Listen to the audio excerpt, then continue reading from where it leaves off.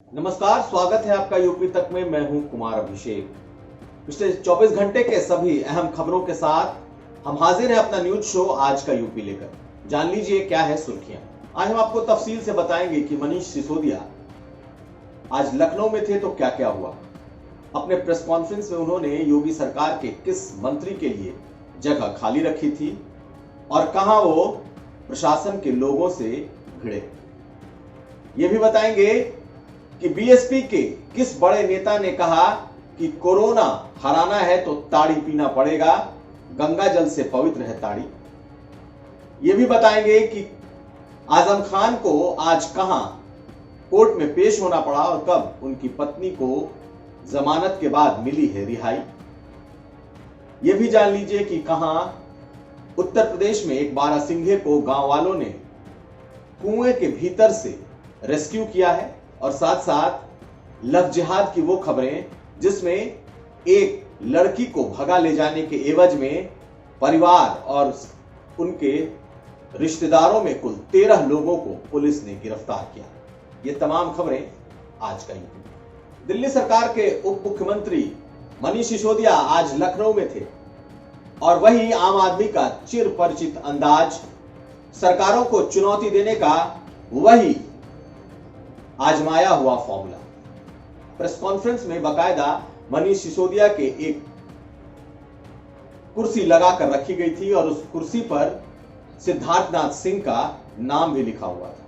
गौरतलब है कि 2 दिन पहले सिद्धार्थनाथ सिंह ने सरकार को चुनौती दी थी कि वो स्कूलों के मामले में आकर बहस कर ले और आज इसी को मुद्दा बनाते हुए मनीष सिसोदिया ने अपने प्रेस कॉन्फ्रेंस में एक कुर्सी लगा रखी थी और उस पर सिद्धार्थनाथ सिंह का नाम भी चिपका रखा था। हालांकि सरकार की तरफ से न कोई मंत्री आया ना ही कोई प्रतिक्रिया।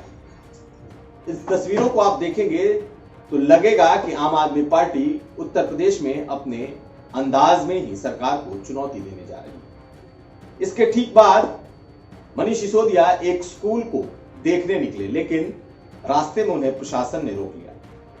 देखिए कैसे हुई उनकी प्रशासन से नोकझोंक।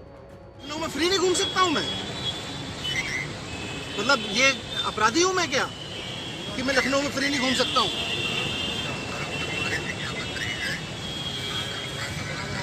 शिक्षा मंत्री के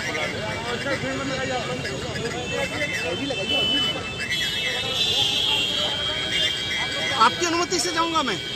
कमाल हो गया। आपके एक कार्यक्रम से अनुमति ली गई थी, आपने वो कार्यक्रम संपन्न कर लिया है। अब आप कहीं और कहीं जाना चाहते हैं तो बाकायदा हमें सूचित करेंगे, उसका परमिशन मैंने सूचित नहीं, परमिशन नहीं मैं मांगूंगा आपसे। आप परमिशन देने वाले कोई नहीं होते हैं। आप माफ कीजिएगा कमिश्नर साहब, आप परमिशन देने वाले कोई नहीं होते हैं। इस नोकझोंक के बाद प्रशासन ने उन्हें वापस भेजा, लेकिन अपने चिर परिचित अंदाज में राजनीति करने का यह पुराना तरीका आज बीजेपी के ऊपर उस तरीके से नहीं चल पाया। बीजेपी ने आज इस पर कोई प्रतिक्रिया उत्तर प्रदेश में नहीं दी। किसी मंत्री, किसी विधायक, किसी प्रवक्ता ने कुछ नहीं बोला, बल्कि आम आदमी पार्टी के पुराने चेहरे और दिल्ली के प्रवक्ता कपिल मिश्रा को आज बीजेपी ने लखनऊ बुला लिया और आज सुबह से ही कपिल मिश्रा मनीष सिसोदिया को लगातार चुनौती देते दिखाई दिए। यानी बीजेपी ने आज उनकी काट की तैयारी पहले से कर रखी थी, लेकिन यह साफ है कि आने वाले वक्त में इस तरीके की राजनीति और इस तरीके से एक दूसरे पर अटैक या फिर उसका जवाब दिखाई देने वाला है। चलते हैं अगली खबर। लव जिहाद पर तथाकथित कानून के बावजूद उत्तर प्रदेश में ऐसे मामले रुकने का नाम नहीं ले रहे और जब से ये कानून अमल में आया है तब से पुलिस भी ओवर एक्टिव होकर ऐसे कानूनों में काम कर रही है। ताजा मामला एटा का है, जहां 21 साल की एक लड़की एक लड़के के साथ भाग गई। परिवार वालों ने लव जिहाद का मामला दर्ज कराया और उसके बाद परिवार समेत वो लड़का और लड़की गायब हो गए। पुलिस वालों ने लड़के के परिवार के नजदीकी 7 रिश्तेदारों को गिरफ्तार किया। दबाव पड़ा, उसके बाद परिवार के लोग भी सामने आए और 6 और परिवार के लोग इस मामले में गिरफ्तार किए गए। लड़की उस लड़के के साथ भागी या लड़का उस लड़की को लेकर भागा, ये तो साफ नहीं, लेकिन लड़की के परिवार वालों ने लव जिहाद का आरोप लगाते हुए लड़के और उसके परिवार पर नए कानून के तहत मामला दर्ज कराया और उस पर जबरन धर्मांतरण करने और निकाह के लिए उकसाने का आरोप लगाया। इस मामले में एटा के जलेसर में अब तक कुल 13 लोगों की गिरफ्तारी हो चुकी है, लेकिन लड़का और लड़की दोनों फरार हैं।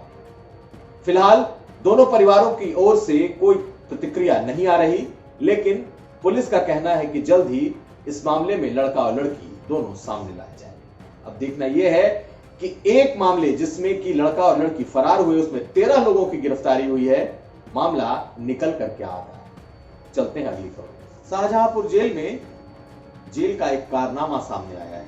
जेल के भीतर कैदियों के बीच आसाराम बापू का बैनर और पोस्टर लगाकर बकायदा एक सत्संग किया गया। इस सत्संग को कराने वाला कोई और नहीं बल्कि यौन शोषण का एक आरोपी था, जो पिछले कई सालों से यहां बंद था और वो आसाराम बापू का भक्त भी था। बकायदा आसाराम बापू के नाम और उनकी तस्वीर वाली कंबल भी कैदियों के बीच वितरित की गई और एक प्रेस नोट भी जारी किया गया, जिसमें आसाराम बापू का भी जिक्र था।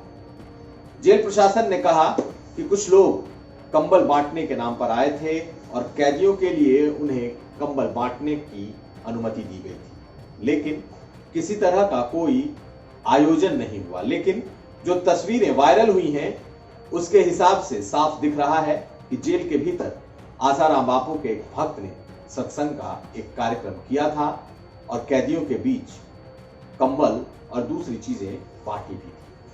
फिलहाल इस पर जेल प्रशासन जांच कर रहा है। चलते हैं अगली खबर। बीएसपी के प्रदेश अध्यक्ष भीम राजभर ने आज बलिया में एक ऐसी बात कह दी जिससे बवाल मच गया। मन से बोलते हुए भीम राजभर ने कहा कि ताड़ी गंगा जल से पवित्र है और अगर जो ताड़ी पिएगा उसे कोरोना नहीं होगा। यह बात आज बीएसपी के इस प्रदेश अध्यक्ष ने अपने पार्टी के एक कार्यक्रम में कार्यकर्ताओं को संबोधित करते हुए कहा। भीम राजभर ने कहा कि ताड़ी के भीतर एक अच्छा एंटीऑक्सीडेंट होता है, वो इम्यूनिटी बूस्टर होता है, इसलिए ताड़ी पीना गंगा जल से कहीं बेहतर है। उनके इस बयान के बाद प्रतिक्रियाएं आनी भी शुरू हुई। हालांकि बीएसपी अमूमन बेवजह के बयानों के लिए नहीं जानी जाती और ऐसे बयान तो कतई बीएसपी के भीतर स्वीकार नहीं किए जाते, लेकिन भीम राजभर जिस तबके को प्रतिनिधित्व करते हैं, कहीं ना कहीं उस तबके में ताड़ी का प्रचलन काफी ज्यादा है और आज उस समाज में उनकी ये मीटिंग थी। उनके इस बेतुके बयान पर प्रतिक्रियाएं आ रही हैं, लेकिन शायद बीएसपी खुद भी इस बयान को जस्टिफाई नहीं कर पाई। चलते हैं अगली खबर। आजम खान की पत्नी तंजीम फातिमा सीतापुर जेल से रिहा हो गई। दूसरी तरफ आजम खान और उनके बेटे अब्दुल्ला आजम को अभी तक जमानत नहीं मिली है और आज मुरादाबाद कोर्ट में उन दोनों की पेशी भी हुई। पिता पुत्र मुरादाबाद में अदालत के सामने पेश हुए, जबकि सोमवार की सुबह ही तंजीम फातिमा को जेल से रिहाई मिल गई। तंजीम फातिमा रिहा होने के बाद उन्होंने कहा कि 60 साल के उनके सरकारी कार्यकाल में उन पर कभी कोई दाग नहीं लगे, लेकिन अब इस बुढ़ापे में उन्हें क्रिमिनल बना दिया गया है। तंजीम फातिमा ने यह भी कहा कि रिहाई के वक्त भी आजम खान से उनकी मुलाकात नहीं होने दी गई, लेकिन उन्हें उम्मीद है कि उन्हें न्याय मिलेगा। सुनिए क्या कहा है आजम खान की पत्नी तंजीम फातिमा ने। 10 महीने के बाद मुझे कैद से रिहाई मिली है जी। इसका पूरा श्रेय मैं न्यायपालिका को देती हूँ। न्यायपालिका ने मेरे साथ इंसाफ किया है और मुझे पूरी उम्मीद है कि आइंदा भी मुझे न्यायपालिका से इंसाफ मिलेगा। आजम खान जी के ऊपर लगातार मुकदमे दर्ज होते जा रहे हैं जी, क्या कहेंगे इस पे? देखिए, मैं कहा ना कि न्यायपालिका से मुझे इंसाफ मिला है तो उन्हें भी इंसाफ मिलेगा यकीनन। ये सोचिए, ये फैसला तो आपको खुद करना है कि मैं गवर्नमेंट पोस्ट ग्रेजुएट कॉलेज में लेक्चरर थी, 60 साल तक मैंने पढ़ाया है और मेरी सत्यनिष्ठा खुद सरकारी अधिकारियों ने प्रमाणित की है। तो 60 साल के बाद अचानक मैं क्रिमिनल हो गई? है ना। ये तो आप खुद आप लोग सोचिए कि जिस आदमी ने 60 साल तक की राजकीय सेवा की और सत्यनिष्ठा भी सरकारी अधिकारियों ने प्रमाणित की कि अचानक मैं 60 साल के बाद जब मैं सेवानिवृत्त हुई यानी रिटायर हुई तो उसके बाद मैं अचानक इतनी बड़ी क्रिमिनल हो गई कि मेरे खिलाफ 50 तक की मुकदमे लिखे। हिरणों में बारहसिंघा लुप्त प्राय श्रेणी में आता है, लेकिन ललितपुर के महरौनी के धरावा गांव में एक बारहसिंघा कुएं में दिखाई दिया। दरअसल जंगल से भटक कर आया ये बारहसिंघा एक कुएं में गिर गया था, लेकिन लोगों की हिम्मत देखिए। गांव वालों ने बकायदा 6 घंटे तक एक रेस्क्यू ऑपरेशन चलाया और वन विभाग के टीम की आने के काफी पहले 6 घंटे के भीतर उस बारहसिंघे को कुएं से निकाल लिया। इसकी तस्वीरें देखकर आप चौंक जाएंगे कि कैसे लोगों ने अपने जान पर खेलकर कुएं में उतरकर उस बारहसिंघे को बचाया है। लेकिन हैरत की बात यह कि 6 घंटे तक ग्रामीण उस बारहसिंघे को कुएं से निकालते रहे, उसका रेस्क्यू ऑपरेशन चलाते रहे, लेकिन वन विभाग का कोई अधिकारी नहीं पहुंचा। इस तस्वीर को देखिए कि किस तरीके से लोगों ने खुद ही उस बारहसिंघे की रेस्क्यू के बाद उसकी रिपोर्टिंग की है और बता रहे हैं कि अभी तक वन विभाग का कोई नहीं पहुंचा। आपको बता दें कि बुंदेलखंड के उन इलाकों में बारहसिंघों की अच्छी तादाद है और वो प्रायः भटक कर गांव की तरफ आ जाते हैं। ये एक अच्छी खबर थी। चलते हैं अगली खबर।